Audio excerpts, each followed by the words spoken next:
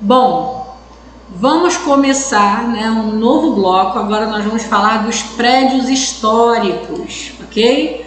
Vamos falar aí do patrimônio histórico da cidade de Itaboraí, tá? Quais são aí as construções que são consideradas hoje patrimônios históricos da cidade de Itaboraí, tá bom? Lá no link que a prefeitura deu para estudo de vocês, né, lá no material disponibilizado, nós encontramos esses patrimônios aqui e nós vamos trabalhar um pouquinho sobre cada um deles, né, nesse bloco, tá bom? Tem a Igreja Matriz de São João Batista, tem o Convento Franciscano de São Boaventura, tem o Palacete do Visconde de Itaboraí, tem o Teatro João Caetano de Itaboraí, tem a Casa Heloísa Alberto Torres, a Casa de Câmara e Cadeia e a primeira loja maçônica do Brasil. Depois eu vou explicar um pouquinho para vocês aí esse negócio do Brasil, que não é bem isso daí não, tá? Mas a gente vai conversar sobre isso quando chegar o momento,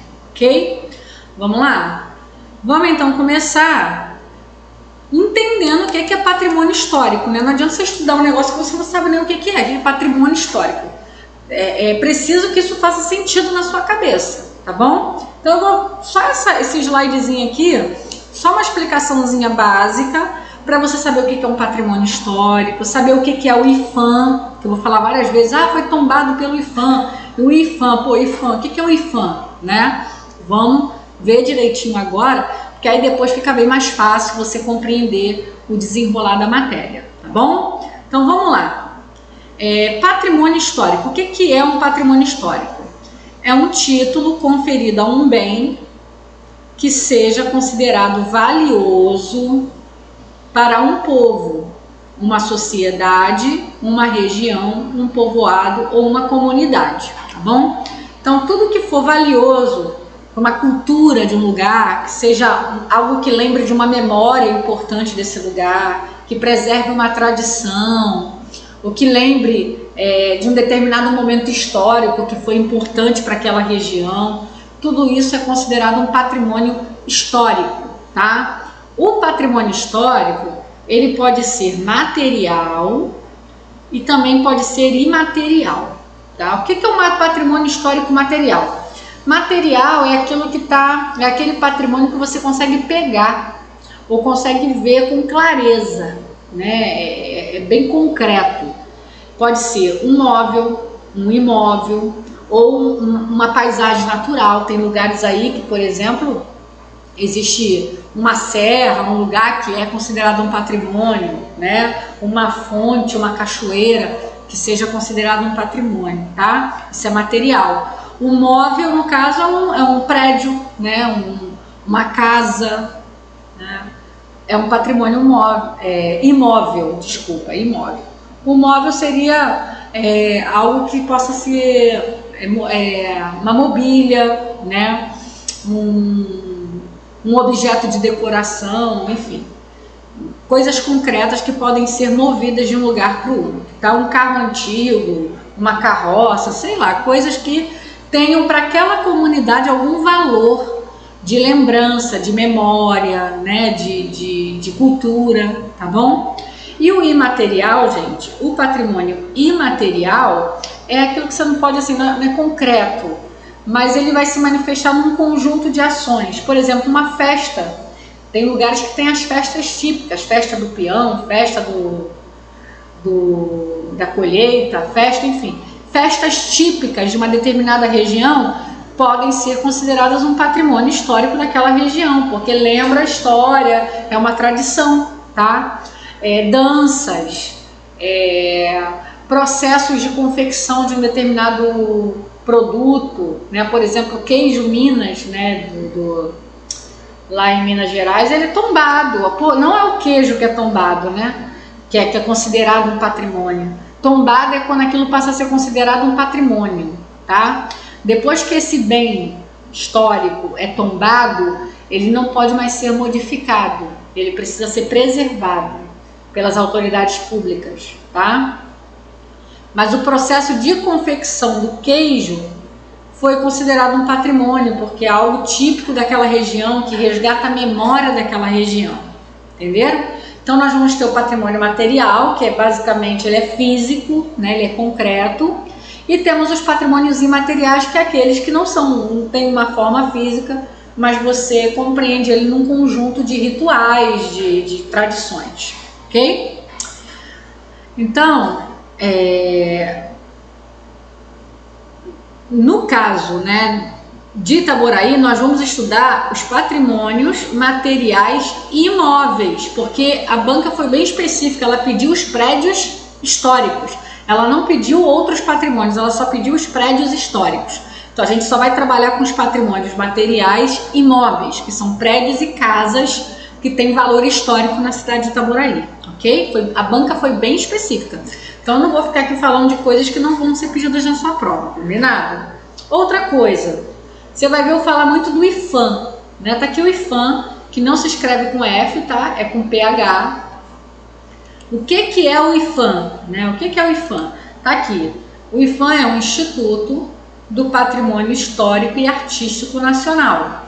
Ele é uma entidade governamental, ligada ao governo federal, né? E ele é responsável pela preservação do patrimônio histórico e artístico nacional. Quando um bem histórico, por exemplo, uma igreja, quando ela é tombada pelo IFAM, a partir daquele momento não se pode mais modificar. Ela não pode mais ser modificada. As obras que vão acontecer têm que preservar a mesma fachada, as mesmas mobílias. Se for pintar, tem que ser com a mesma cor, né? Aquele bem ele pode sofrer reparos para manutenção, para que ele continue de pé. Mas não posso agora, era branco, agora eu vou pintar de verde, né? Vou derrubar uma parede, vou construir outra, vou modificar. Não pode, isso não pode mais. Quando um bem material, né, imóvel, é tombado pelo IFAM, ele não pode mais ser modificado, tá? E todas as obras que acontecem nele tem que ter autorização do IFAM, ok? E o IFAM também é responsável por gerar recursos financeiros para a manutenção desses bens. Ele tem essa obrigação institucional, ok? Olá, pessoal!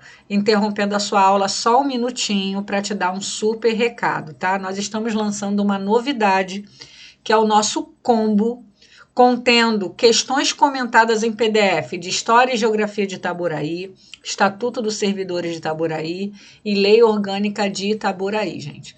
Esses materiais, separadamente, você vai pagar R$ 28,00 aí para ter aí as questões comentadas.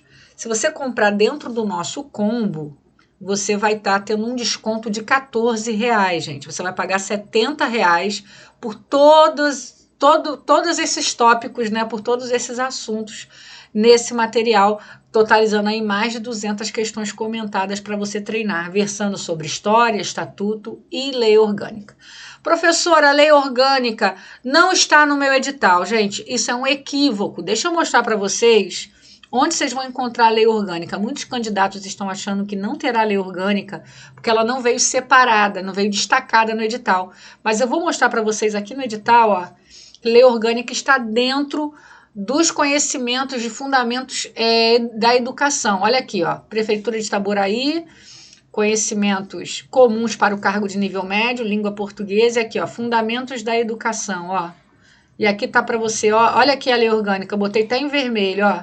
Lei orgânica do município de Itaboraí, ela está dentro de fundamentos da educação para todos os cargos. Então, muita gente não está vendo lei orgânica lá separado, discriminada, e está achando que não terá lei orgânica, mas terá sim, tá? Então, você que está aqui assistindo com a gente, já se antecipa adquirindo nesse combo, você vai ter aí 60 questões comentadas de lei orgânica para não ser pego de surpresa lá na sua prova. Muitos serão pegos de surpresa, mas você que está aqui com a gente não vai ser, tá bom? Então, adquirindo esse combo, você vai ter essa super vantagem. Se você quiser ver como é que o nosso material é, ó, bota aqui, ó, amostra grátis. Clicou em amostra grátis, vai abrir para você um pedacinho do material. Você pode ver aqui a amostra grátis de todos eles e depois para poder depois aí estar adquirindo, né, com segurança o material que nós estamos oferecendo para vocês, tá? Também aqui no nosso site você vai encontrar, ó, questões aqui, ó, conhecimentos pedagógicos e legislação educacional, né? Você pode abrir aqui, você vai ter no conhecer todos os detalhes, ó, todos os detalhes do que está aqui nesse material. Aqui está todos os tópicos e quantas questões desse tópico você vai encontrar no nosso material. São mais de 800 questões comentadas para você treinar tanto de conhecimentos pedagógicos, como também da parte de legislação educacional. Está tudo aqui organizadinho para você. Temos o nosso curso para você que é professor de história, né? Toda a parte específica do seu edital você vai ter questões e teoria em videoaulas aqui no nosso curso para professor de história. Dá uma olhada aqui no nosso curso. E também temos redação. Não somente, né, independente se terá ou não a redação no seu concurso, mas você que faz aí concursos de magistério, se você quiser já se antecipar e estar sempre bem preparado para as provas de redação, tá aqui para você, ó, redação imbatível, um preço super acessível para o material formidável, tá, que está sendo fornecido aqui nesse curso, ok? Então tá aí para você o nosso recado, o link, tá, para você entrar aqui e ver os nossos materiais, o link tá aqui na descrição do vídeo, ok? Então, dado o recado, vamos embora para a aula. Vamos lá, vamos falar desse primeiro patrimônio, talvez o mais importante, né? Quem sabe, eu acredito que se a banca tiver de pedir algum, talvez ela peça esse, pela importância que ele tem na cidade, que é a Igreja Matriz de São João Batista, tá? A Igreja Matriz de São João Batista. Vamos conhecer um pouquinho, né, da história dessa igreja, ó. A origem da Igreja Matriz de Itaboraí data de 1672, ano em que João de Vaz Pereira, olha, guarda esse nome, João de Vaz Pereira, funda uma capela sob a invocação de São João Batista, substituindo a antiga capela de Nossa Senhora da Conceição em 1627 na fazenda do Igá. Então a primeira igreja, né, a primeira capela construída em Itaboraí não é a igreja de São João Batista. A primeira é uma capelinha dedicada a Nossa Senhora da Conceição, que foi construída em 1627 dentro de uma fazenda, onde funcionava um engenho de açúcar, que é a fazenda do Igá, fica no território de Itaboraí, tá bom? Depois, em 1672, esse camarada, o João, tá?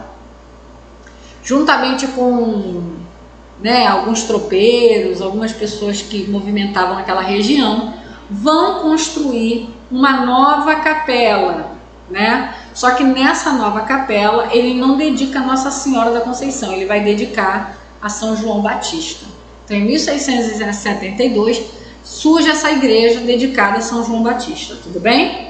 Alguns anos depois, gente, em 1725, e aí a gente está falando aí, aqui 18 mais 25, 43 anos, né, aproximadamente, 43 anos depois, se tiver errado já falei aqui, a aula é de história, tá bom? Não pega no meu pé com isso não. Mas 43 anos depois, acredito que foi isso, em 1725, são iniciadas as obras de reconstrução da igreja, gente, porque a igreja construída lá em 1672, 40 anos depois, é claro que a igreja precisava de ser reconstruída, de ser mexida. E essa reconstrução vai acontecer e ela vai ser concluída em 1742. Tá? Em 1742, nós temos aí a igreja totalmente reconstruída, tá bom? No caso, foi inaugurado o altar-mor e a nave principal, tá? Que é essa parte principal aqui da igreja que a gente, né, claramente observa na fotografia, ok? Depois, ó, o que vai acontecer? No período de 1767 e 1788, foram construídos a sacristia, o consistório e o evangelho, que são esses prédiozinhos anexos à igreja, tudo bem? Vamos lá, continuando a história. Aí tem uma imagem, gente, da igreja por dentro, olha que bonita. Se for em Itaboraí, se você não for de Itaboraí, né, e for algum dia visitar, vale muito a pena, tá? Em 1955, foram feitas reformas no telhado, substituindo as telhas originais, que eram feitas na coxa dos escravos, ela era moldada na coxa dos escravos, foi substituída por telhas canal industrializadas, ok? Então ela já perdeu um pouco aí daquele formato original que ela tinha. Vamos lá. Em 1969, as diversas sepulturas que ocupam o piso da nave e da capela, originalmente cobertas de madeira, são substituídas por marmorite. Gente, olha só, olha pra mim. Não acho esquisito isso não, tá? Mas nesse período da história, né, lá em 1700 e pouco, até boa parte ali de 1800 e pouco, era muito comum sepultamentos dentro da igreja. As pessoas eram sepultadas dentro da igreja, tá? Principalmente, né, as famílias mais importantes que ajudavam financeiramente na manutenção dessas igrejas. Então há muitas sepulturas debaixo do piso das igrejas, tá? Das igrejas históricas. Então, lá em São João do Itaboraí, essa capela não é diferente, tá? No caso, a sepultura dela foi substituída por marmorite, tá bom? Foi tombada como patrimônio nacional em 18 de março de 1970. Aí, a partir daí, gente, não podia mais modificar. Essas duas modificações aqui que aconteceram, ó, aqui você troca as telhas, o tipo de telha. Aqui você troca, né, a cobertura das sepulturas, que era de madeira, e passa a ser marmorite. A partir daqui, ó, não pode modificar mais nada. O que pode fazer é construir, mantendo o máximo, né? Construir não, fazer a manutenção, mantendo sempre o máximo de originalidade, tá bom? Tipo de construção era próprio do Brasil colônia, era uma igreja bem típica, assim, ela tem a forma, o desenho, até a arquitetura dela, boa parte em barroco, que é uma coisa bem típica dessa época colonial brasileira. Então você ficar dentro dessa igreja um pouquinho, ou ver essa igreja um pouquinho, é como se você estivesse vendo literalmente um pedacinho da história do Brasil, tá? Defende-se, isso aqui é importante, que o altar-mor da igreja fica exatamente sobre a fonte que originou o povoamento da região, cujas águas foram canalizadas pelo subterrâneo, colina abaixo, até desembocar na fonte da Carioca. Então, o que você acredita? Lembra que quando eu falei da história de São João do Itaboraí, eu falei que o povoamento daquela região surgiu de uma fonte natural, e essa fonte virou Parada dos Tropeiros, uma fonte que tinha uma pedra de quartzo, né, que brilhava, e aí deu o nome do lugar de Itaboraí, que é pedra brilhante escondida nas águas. Lembra disso? Então, o que você acredita? Que aquela fonte, a água dela foi canalizada, né? E que o altar da igreja, na verdade, foi construído em cima dessa fonte, tá? Então, que essa fonte que originou o povoamento ficaria exatamente ali debaixo desse altar, tá bom? Verdade, mentira, não temos como saber assim até o momento, tá? Mas é uma crença. Então, se a banca tocar em alguma coisa desse tipo, você já está ciente, ok? Agora vamos falar de outro patrimônio histórico, de outro prédio histórico, né, que é o Convento Franciscano de São Boaventura. Ele tem uma historiazinha um pouquinho mais rápida. Ele foi inaugurado em 1670, olha, quase igual à igreja. A igreja de 1672 e ele em 1670, tá? Após 10 anos de construção, no território da antiga vila de Santo Antônio de Sá. Hoje são as suas ruínas que ostentam a outrora história da importância da antiga vila no desbravamento do que os antigos chamam de Sertões do Macacu, que eu também já falei para vocês sobre isso. Ok? Então tá aí para vocês, né, as ruínas aí do convento de São Boaventura. Ok? O que você tem que guardar do convento? Que ele pertencia à vila de Santo Antônio de Sá, que ele foi inaugurado em 1670. Ok?